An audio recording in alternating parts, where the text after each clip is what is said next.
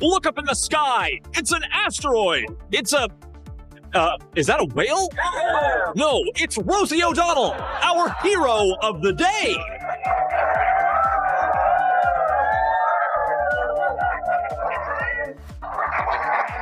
Wherever Rosie O'Donnell's gone, she's probably eating a leprechaun.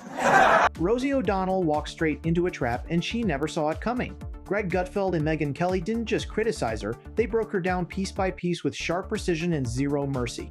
What happens when Rosie tries to stand her ground and completely falls apart under the weight of her own bad takes? Something absolutely glorious. This takedown is juicier than any Hollywood scandal and twice as satisfying to watch.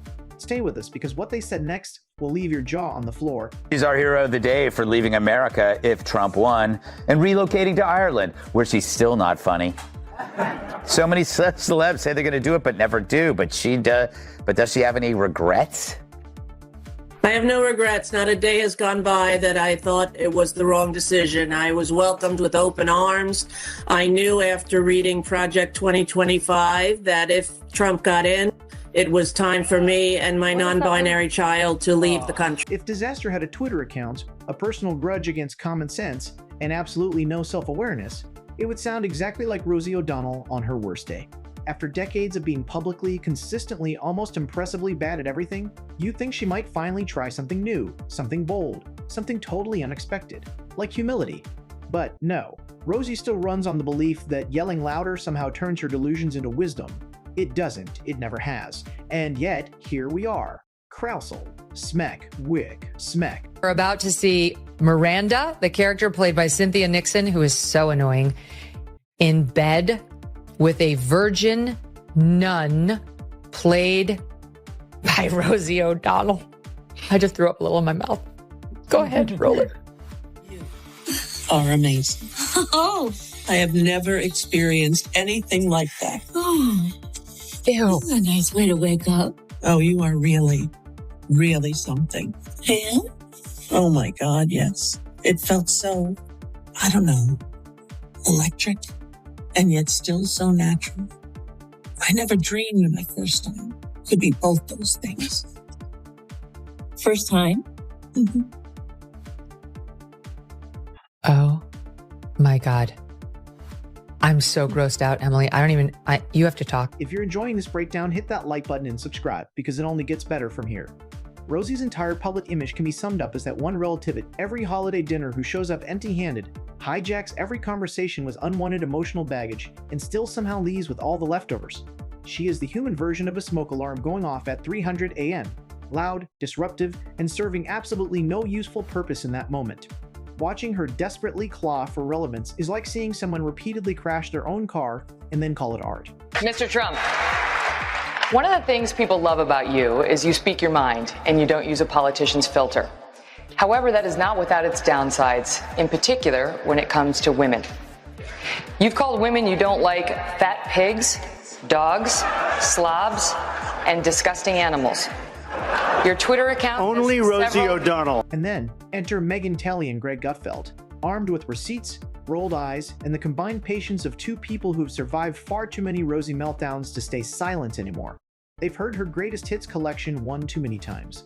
The timeless classics, Screaming into the Void, My Career Wasn't My Fault, Everyone Is Out to Get Me, and of course the chart-topping anthem, Blame Trump, and literally everyone except myself. They'd had enough, and they made sure the whole world knew it. But once you've decided against all evidence and reality that you are the good guy, you can excuse anything. They even push the myth that Musk is in it for himself. Have you seen Tesla's stock lately? It's lower than Rosie O'Donnell's testicles.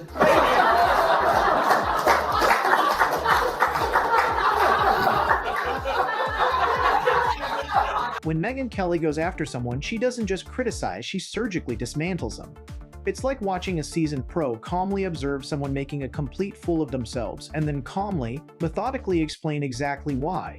Megyn looked at Rosie and didn't see a political commentator. She didn't see a comedian.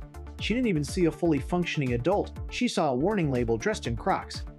And Greg Gutfeld, he showed up like a substitute teacher who has completely run out of patience with a class clown. He took one look at Rosie's latest public rant and said, "Absolutely not." Not today. His reaction perfectly captured what millions of Americans feel every single morning when Rosie logs on and ruins their coffee. Because Rosie O'Donnell is somehow the only person alive who can turn a talk show into a hostage situation. Her time on The View felt less like television and more like a group therapy session hijacked by someone who genuinely believed that volume counted as credentials. Every conversation became a dramatic reading of her personal diary. Logic was never invited. Self-awareness never even found the address. Wow, she's nuts. Hey. Apparently America couldn't be happier, but like I said, she's our hero of the day for doing what so many other celebs don't have the guts to do. Wow, first Ellen, now Rosie. Makes you wonder what lesbian will leave next.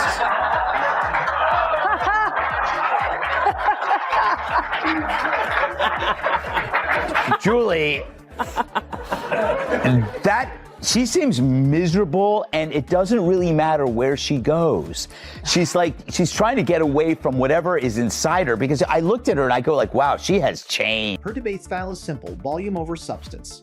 Ask her one question and receive a 10-minute monologue about how she's the victim of a grand conspiracy involving the weather, toxic masculinity, and somehow her own Netflix password. Greg Gutfeld tried to summarize her most recent commentary and gave up halfway through because following Rosie's logic apparently requires a decoder ring, 3 degrees in chaos theory, and a defibrillator nearby just in case. And even then, you're still left asking, what exactly are you upset about this time? The answer, as always, everything. Rosie is angry at the weather, angry at billionaires, angry at people who aren't angry enough, angry at microwaves, angry at happiness, but mostly angry that the world moved on without stopping to check on her. Spoiler alert, she was not okay. Megyn Kelly was the only one bold enough to say what the entire internet had been screaming into their pillows. Rosie, please, sit down. For the love of dignity, stop trying to turn your rants into a movement. It is not a movement, it is a meltdown in real time. Herpes virus.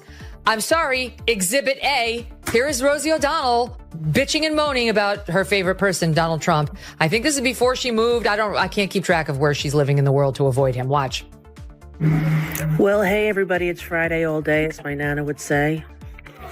And look what I have on my lip. Everybody's been saying, you have herpes all this time, and I never had a cold sore in my life. And now I have a cold sore. And it makes me think that perhaps this weird pimple that had a tiny little head was a cold sore too. And so I talked to my doctor today, and I did a video telehealth, and they said that it's not a cold sore, it's some reaction to this. And while we're on the subject, what exactly is Rosie famous for these days?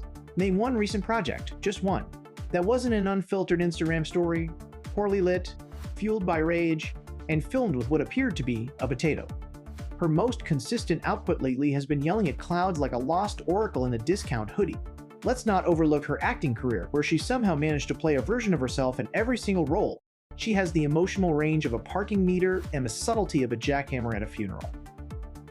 If there were a Lifetime Achievement Award for being loud and permanently annoyed, the trophy would already have her name on it. In her social media, her posts read like someone threw a drama queen into a blender, added political confusion, a splash of 2008 Facebook energy, and hit puree. Scrolling through her timeline is like watching someone perform open heart surgery on their own dignity with a fork. He hates her. That's the same thing with Rosie. You know why she's leaving, right? We know why she's leaving. Come on, we know. It's literally an ego trip. Once nobody likes you, you just leave. So when are you leaving, Jesse? It's such mundane commentary. Oh, we agree. You're so enlightened. Oh, I agree with her. Oh, shut up. She's lying to you. She's not leaving because of her. By the way, if you keep your home in America, you're not. Every time Rosie gets completely destroyed online, she treats it like a badge of honor, as if being publicly humiliated somehow counts as activism. No, Rosie. Getting roasted on the internet doesn't mean you're brave. It means you logged on again when absolutely no one asked you to. Gutfeld compared her online takes to fortune cookies at a dive bar. Confusing, greasy, and ultimately disappointing. He said engaging with her post is like getting trapped in a group chat with an unhinged person who just discovered Wikipedia and won't stop sharing fun facts. Meanwhile, Megyn Kelly went full scorched earth. She dug through Rosie's career like an archaeologist, uncovering fossils, failed sitcoms, catastrophic hot takes, and one bad decision after another. The whole thing played out like a courtroom drama where Rosie was simultaneously the defendant and her own worst witness. Rosie once claimed she was misunderstood. No, misunderstood is when someone mistakes your silence for arrogance. Rosie is about as misunderstood as a foghorn in a library. The problem was never that people didn't understand her. The problem is that we understood her perfectly and deeply regret it. And remember when she tried to rebrand herself as a mental health advocate? Bold strategy, considering her entire platform involves behaving publicly in ways that are the opposite of mentally grounded, while simultaneously demanding to be taken seriously. It's like asking a tornado for weather advice. Rosie O'Donnell told CNN it's heartbreaking to watch Donald Trump destroy the country from her new home of Ireland. Meanwhile, Ireland told CNN it's heartbreaking that there's not enough Guinness to make Rosie O'Donnell look pretty. Greg Gutfeld compared Rosie's logic to a broken robot vacuum. It bumps into reality, spins in a circle, makes a tremendous amount of noise, and genuinely believes it's doing something important. Her hot takes are just recycled complaints dipped in ego and reheated in delusion. Then came the moment Rosie declared that the world had been too harsh on her. Megyn Kelly blinked slowly 3 times. Too harsh, Rosie? The world handed you a talk show, a comedy career, a massive opportunity, and in return, you turned every single platform into a live therapy session that no one agreed to attend. Rosie treats every interview like a confessional, except instead of reflecting, she blames the entire planet and somehow ends the conversation complaining about her salad. Every question, every discussion, every interview eventually circles back to you, don't know what I've been through, and no one does because she changes the story every 5 minutes. And then there's the Trump feud. Rosie made that one personal conflict her entire personality. Meanwhile, the rest of the world moved on, built careers, paid their bills, and took up yoga. Rosie is still out here treating a 2006 insult like it's a sacred calling. Even Megyn Kelly, who was no stranger to political chaos, said that at some point therapy should have stepped in. Instead, Rosie built an emotional home inside that feud and absolutely refuses to leave. It's too upsetting. Anybody wanted Donald Trump would never inflict herpes on Rosie O'Donnell. I think he's made that very clear. Since Eliana refuses to play, Emily, I've got another soundbite for you. I didn't even know Sex and the City was back on the air. I saw it when it's happening. You have to react live to the herpes. I'm sorry. And I was like, oh, you know what? The culture stuff, that's Emily's ballywick anyway. Here we go. Yeah. Here we go.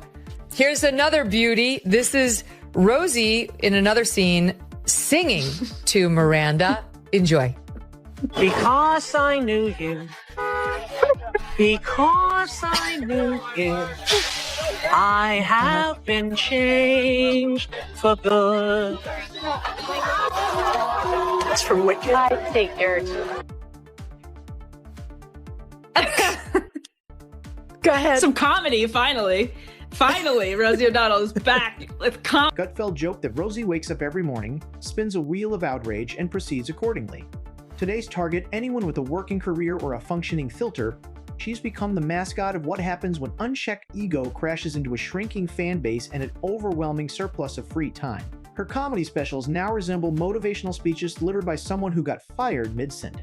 The punchlines are basically thinly veiled personal grievances, like watching a clown cry in slow motion while holding a sign that reads, "Please laugh, I'm still relevant." If you're wondering why she's no longer doing live stand-up, it's probably because standing in front of a crowd that's booing doesn't qualify as a wellness activity. Megyn Kelly noted that Rosie's acting range could honestly be replaced by a sock puppet with emotional trauma and achieve the same result. The only role she's been convincing in recently is a woman loudly yelling at a barista over oatmeal.